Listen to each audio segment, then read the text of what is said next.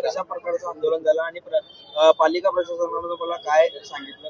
आम्ही आज बसव ब्रिगेड आणि च्या पुढाकारातून आणि वीरशैव माध्यमच्या पुढाकारातून आम्ही आज सोलापुरातील जवळपास 22 संघटना यांना एकत्रित आणून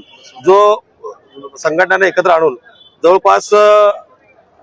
100-200 लोक आम्ही इथं जमलो आणि सर्व बसव प्रेमी बसव भक्त सर्व जाती धर्माची लोक इथं एकत्रित येऊन आम्ही आज एक दिवसाचं लाक्षणिक उपोषण आणि धरणे आंदोलन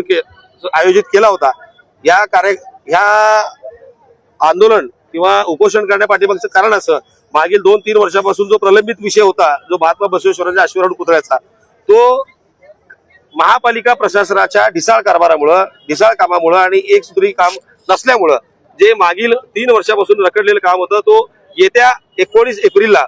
महात्मा बसवेश्वर जयंती व अक्षय तृतीयेच्या आधी कसल्याही परिस्थितीत इथं पुतळा बसवला गेला पाहिजे आणि त्याचं लोकार्पण झालं पाहिजे, याच्यासाठीच हे आंदोलन आम्ही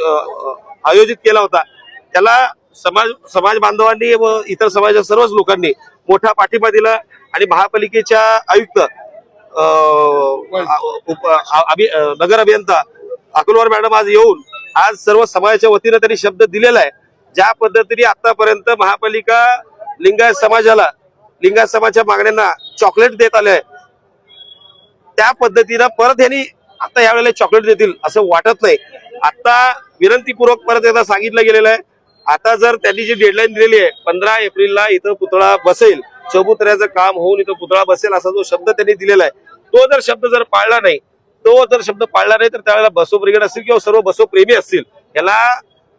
टीट फॉर टॅट उत्तर देतील आणि त्यावेळेस जे काही घटना घडेल त्याला महापालिका प्रशासन तयार राहावं। कुठल्या प्रकारे उत्तर देण्यात येईल ते कृतीतनं लक्षात येईल, त्या कृतीतनं लक्षात येईल, ते कृतीतनं।